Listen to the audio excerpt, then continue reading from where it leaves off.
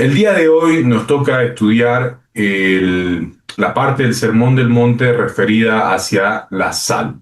Vosotros sois la sal del mundo, que está en Mateo capítulo 5, versículo 3. El título de la presentación yo decidí ponerle Eres la sal del mundo. ¿No? No vosotros ya, sino eres tú, eres el que está ahorita conectado, mirando, escuchando el estudio, eres la sal del mundo. Y para que podamos entrar en sintonía, les voy a contar una pequeña historia y quisiera que nos vayamos involucrando o identificando con esta historia. Bien, vamos a imaginarnos que hay una persona que se llama Sofía, ¿ya? Vamos a imaginarnos a Sofía.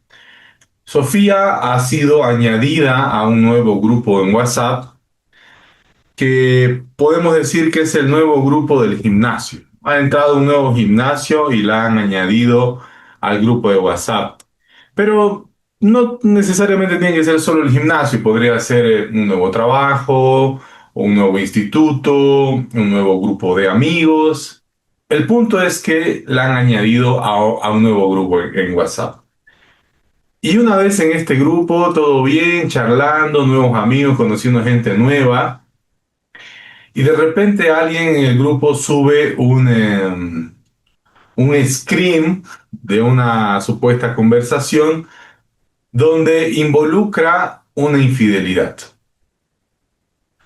Parece ser que en el gimnasio el entrenador se metió con una persona y están cometiendo los dos infidelidad. O en el instituto o en el trabajo la jefa con el asistente o hay un problema y empieza a surgir un rumor de una infidelidad. Dos personas que están casadas están involucrándose en una relación de infidelidad.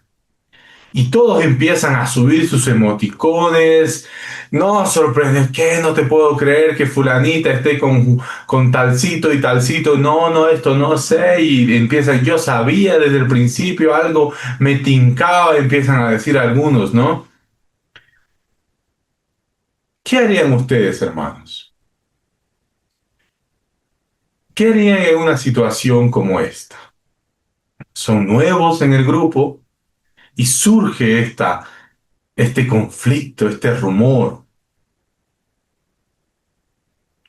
Bueno, Sofía decide participar en la conversación. Y lo primero que dice es, ¿esta información es verdadera? ¿Alguien tiene pruebas de que esto es real? Y todos los que estaban hablando en el chat de repente se callan y hay un gran silencio. Alguno se hace la burla de Sofía. Otro como que la critica. Claro que es verdad. A mí me contó una fuente de confianza. Además, ¿qué te haces tanto lío? Si no es contigo la cosa. Hay tensión en el grupo, entonces Sofía decide y dice, ustedes dense cuenta que si esta información es mentira, están destruyendo la vida de una persona. Yo no estoy de acuerdo con esta actitud. Deberían borrar ese mensaje y la gente no dice nada. Hay silencio. Entonces Sofía decide, como no borran el mensaje, decide salirse del grupo. Se sale del grupo y el silencio en el grupo aún es mayor. Algunos sienten vergüenza, empiezan a borrar sus mensajes, algunos hasta se salen del grupo y ahí termina el rumor. Ahí muere ese chisme. A eso se refiere ser la sal del mundo. La sal del mundo se refiere a esta acción que una persona puede realizar para evitar la corrupción. Vamos a ver que en el texto dice así: ustedes son la sal de la tierra, pero si la sal pierde su sabor, ¿Cómo la recobrará? Ya no sirve para nada, sino para que la gente la deseche y la pisotee. Esto es lo que está diciéndole Jesús a los discípulos, ni bien ha terminado las bienaventuranzas. Entonces se vuelven un puente muy importante entre el ser y el hacer. ¿Qué es el ser? Todas estas bienaventuranzas representan el carácter del discípulo. Todo esto de ser pobre, misericordioso, pureza, pacificador, perseguidos, justos, mansos, todo esto es el carácter, es la identidad del creyente. Y entonces Jesús dice, bueno, ahora que ustedes tienen esta identidad, se les ha entregado esta identidad por gracia, ahora tienen una función. Entonces Jesús une el ser con el hacer. ¿Cuál es su función? Pues ser la sal de la tierra. Y la tierra se entiende en este contexto, queridos hermanos, como un sistema que está en constante decadencia. Ustedes imagínense que la tierra es como un pedazo de carne, ya sea de pollo, de asado de tira, de cordero, de lo que ustedes quieran, como un pedazo de carne fuera del refrigerador 2 semanas. A los que les gusta cocinar, imagínense, agarro mi carne recién comprada, pum, la pongo en el mesón, la dejo ahí 2 semanas. ¿Qué creen que va a suceder? Se va a descomponer, se va a podrir, van a venir las moscas y poco a poco ese pedazo de carne va a ser insoportable tenerlo ahí. Bueno, cuando Jesús habla de la tierra, está hablando de que la tierra es así. Esta tierra donde vivimos es un sistema que está constantemente en descomposición. La corrupción, la maldad, la crueldad que existe en el mundo constantemente está llevando este sistema a su destrucción. Entonces, ¿qué hace la sal? La sal, en tiempos antiguos, cuando se le ponía sal a la carne, porque no había refrigerador, servía para evitar esa descomposición, para evitar que se siga pudriendo. Así como Sofía en el grupo cuando manifestó y dijo, esto es real, hay pruebas, no estoy de acuerdo con la mentira, y se salió del grupo, entonces evitó que la descomposición continúe. Es un agente de cambio, la sal, en esta tierra que está en constante descomposición. Por lo tanto, la primera función que tiene el creyente, que tiene la sal, es preservar. Preservar lo bueno, lo lindo de la tierra, lo que es justo, lo que es agradable, lo que es benigno. Lo, el primer propósito que tiene la sal es preservar, o podría decirse también evitar, evitar que la corrupción continúe. ¿Cómo está el ambiente social donde te desenvuelves? ¿Está en constante decadencia o hay algo que detiene esa decadencia? ¿Hay alguien que detiene esa decadencia?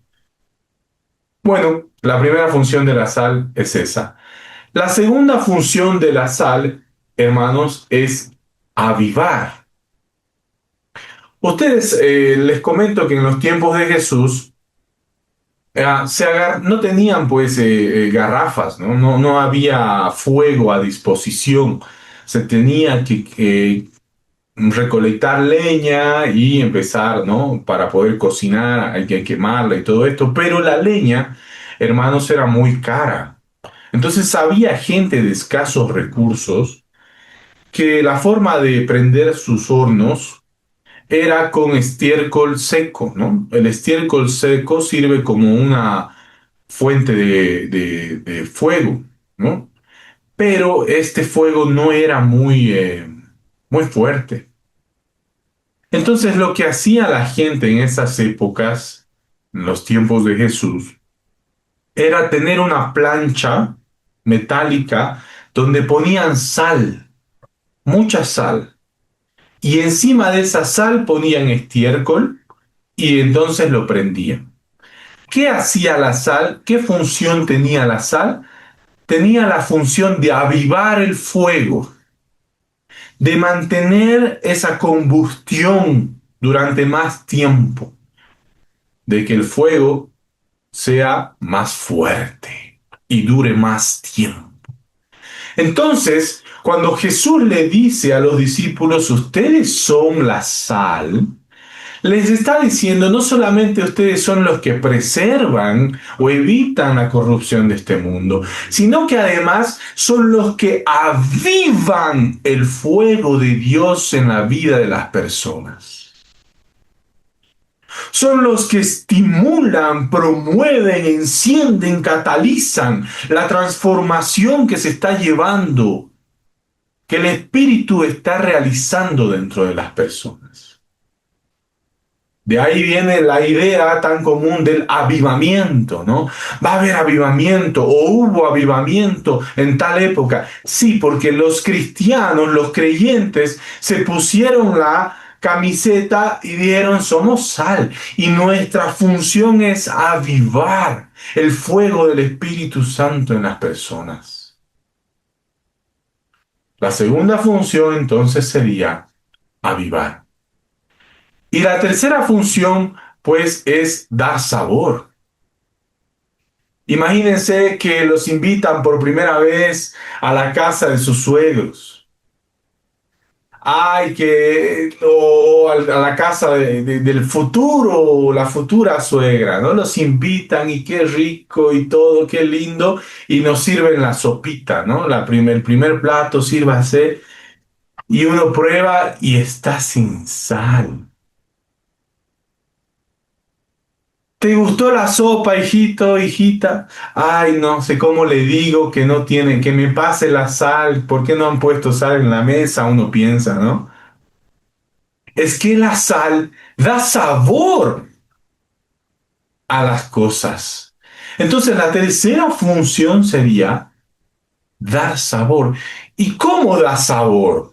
Que esto es muy abstracto, ¿no? ¿Cómo lo entiendo esto de dar sabor? Bueno, hay un ejemplo muy interesante de cómo, por ejemplo, valga la redundancia, la sal da sabor al arte, es decir, lo hace más precioso, más delicioso. Y existe esta línea artística que se llama el yo no sé hablar japonés o asiático, no sé, pero se pronuncia kintsugi, ¿no? El kintsugi. Lo estoy pronunciando lo mejor que puedo. El kintsugi es una forma de arte que derrite el oro, ¿no? Derrite oro o metales preciosos y con ese oro derretido repara, por ejemplo, una taza rota o un jarrón roto. Entonces, en vez de botarlo el jarrón, que se ha caído, se ha roto, está hecho pedazos, o la taza, agarra este tipo de arte y lo empieza a pegar, pero con líneas de oro, con líneas de metales preciosos. Entonces el arte se vuelve más sabroso. ¿Por qué? Porque nos enseña que las cicatrices no son algo que se debe borrar, que lo que ha sufrido un accidente, que el error que se ha cometido no es ahora para botarlo, sino más bien que es el lugar donde se muestra la gracia de Dios. El arte se volvió más sabroso gracias a la sal del mundo. La justicia se vuelve más sabrosa cuando hay personas que defienden los derechos, cuando hay personas que luchan contra la muerte, penas de muerte, abortos. Todas las áreas de la vida se vuelven más sabrosas cuando hay alguien que ha decidido ser sal. Entonces, repitamos, la sal tiene tres funciones: preservar, dar sabor y estimular o avivar. El tema es que en el texto dice, vamos a volver al texto, y el texto dice, ustedes son la sal de la tierra. Pero, hay un pero, este pero hay que ponerle atención. ¿Por qué hay un pero aquí? Dice, pero si la sal pierde su sabor, ¿cómo la recobrará? En realidad esta pregunta es una ironía porque no hay una respuesta, no hay una forma de que recobre su sabor. Simplemente Jesús termina y dice, ya no sirve para nada, sino para que la gente la deseche y la pisotee. Entonces, cuando la sal pierde su función, dice que es echada y pisoteada. Esta placa, recordemos la placa de sal que se ponía en el horno para catalizar, para estimular, para avivar el fuego que se prendía. Dice que después de mucho tiempo, esta sal se mezclaba demasiado, perdía su utilidad. Entonces, ¿qué hacía la gente con esta placa de sal? Bueno, reemplazaba, la placa se reemplazaba con otra sal, pero la sal que ha sido usada y que se ha diluido, se ha mezclado mucho, que ha perdido su función, no se podía poner en la tierra simplemente porque no dejaba que las plantas crezcan. Entonces, ¿qué se hacía? Se la tiraba en los caminos para que se mezcle con el barro y el camino ya no sea tan duro. Entonces, literalmente la gente la pisoteaba. Ya no servía para nada más. O cuando la sal se recogía del Mar Muerto, que era el lugar donde vivían en ese tiempo los judíos, se recogía y se diluía demasiado esta sal. Entonces, cuando se diluía demasiado, cuando estaba muy mezclada, ya no servía, entonces se la tiraba y perdía completamente su utilidad. Lo que Jesús está diciendo es muy fuerte.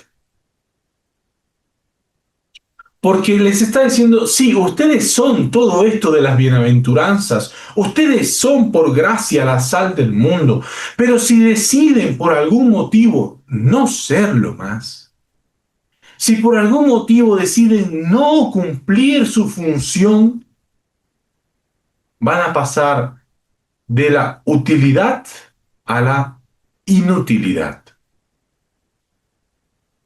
de lo imprescindible a lo absurdo, a lo que no sirve para nada, a lo que es digno de ser desechado y pisado, a la vergüenza, a lo antinatural, porque naturalmente ustedes están diseñados, creados y formados para ser útiles,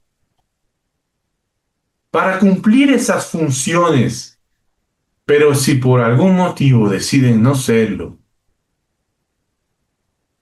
entonces no sirven para nada.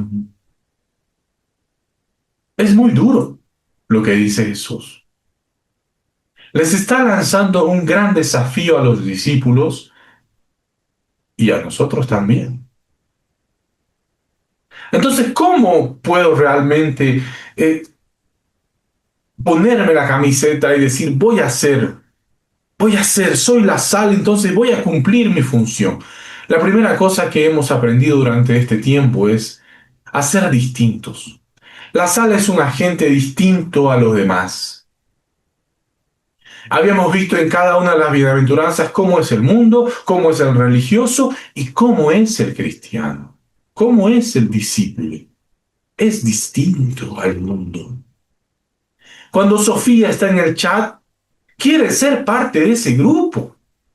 Son nuevos amigos, nueva gente a conocer, recién la han añadido, quiere ser igual a todos, pero ocurre algo que hace que marca que Sofía es diferente. Es distinta a los demás. no es apariencia, no se acomoda, sino que muestra que es distinta. Y eso a veces cuesta mucho, porque queremos acomodarnos a los demás para que no nos rechacen. Pero fíjense que si la sal se acomoda a lo demás, lo primero que va a pasar es que va a ser echada. Irónicamente, va a ser echada y pisoteada, porque ha perdido su función. Entonces, una cosa muy importante es que el discípulo es distinto del mundo y se tiene que notar esa distinción. Es distinto del religioso y se tiene que notar esa distinción. ¿Qué principios podemos aprender de este pequeño versículo que parece tan sencillo, pero que a la vez es tan rico, tan lleno de sabiduría? La primera cosa el primer principio que podemos rescatar de esta enseñanza, ¿y qué significa un principio, hermanos? Un principio bíblico es algo que es útil en los tiempos de Jesús y es útil también en estos tiempos. Es una enseñanza que trasciende las generaciones, las culturas. Bueno, el primer principio que podemos aprender es que las apariencias no sirven para nada. En el ministerio, las apariencias no sirven. Las apariencias son echadas, botadas y pisoteadas. Lo que importa es que realmente el ser se manifieste. Bienaventurados los misericordiosos, bueno, aquel que perdona cuando nadie más está dispuesto a perdonar. No sirve fingir. Sí, yo soy un discípulo, voy a la iglesia, me gustan las alabanzas, pero en tus acciones, en tu vida realmente, si solo es apariencia, va a ser desechado y pisoteado. Segundo principio, el discípulo ya tiene una identidad y un propósito. A veces en el mundo caminamos desorientados. No sé quién soy, no sé qué tengo que hacer. Por gracia, has recibido una identidad y un propósito. Yo, tú y los discípulos. Tenemos una función, un qué hacer. Hay algo que se espera de nosotros. Y es como habíamos manifestado las funciones de la sal. Y tercer punto, hermanos. La sal no es azúcar. El azúcar les gusta a todos, ¿no? Todos quieren ser el cherry de la torta. Todos quieren ser lo dulce, que le agrada a todos por igual. No, la sal no es azúcar. Hay un costo. La sal muchas veces va a representar ser esa minoría, ese poquitito de sal entre mucho de todo lo demás, que es lo que genera un impacto.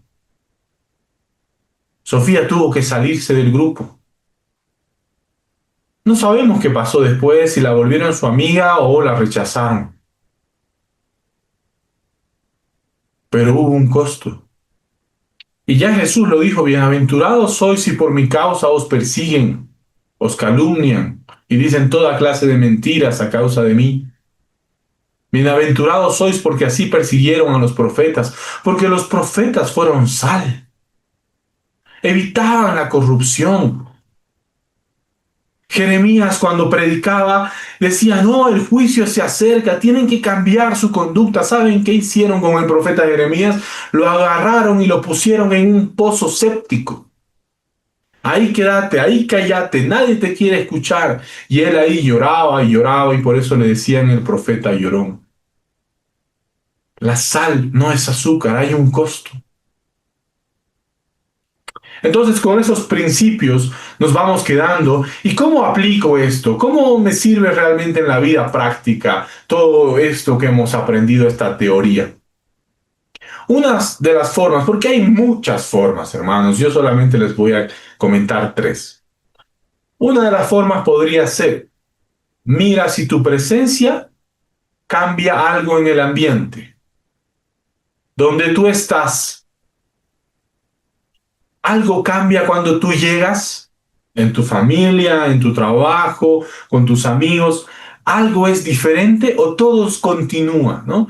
Todos viva el chisme y sí, claro, o estamos ahí, ¿no? Y tú ves un ambiente de corrupción, constantemente se está degenerando la vida de tus amigos, tú ves como cada vez va cayendo más abajo y más abajo. Cuando tú llegas, ¿algo cambia o continúa esa degeneración?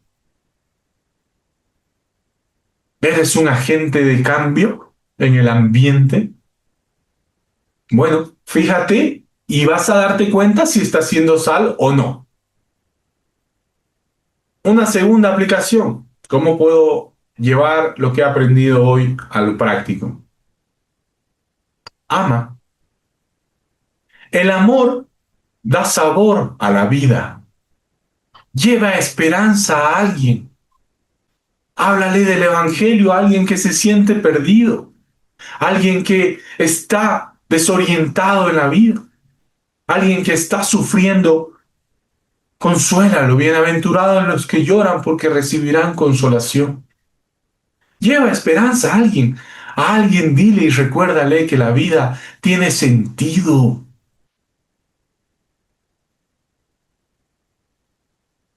Y tercer punto, hermano, fortalece tu carácter.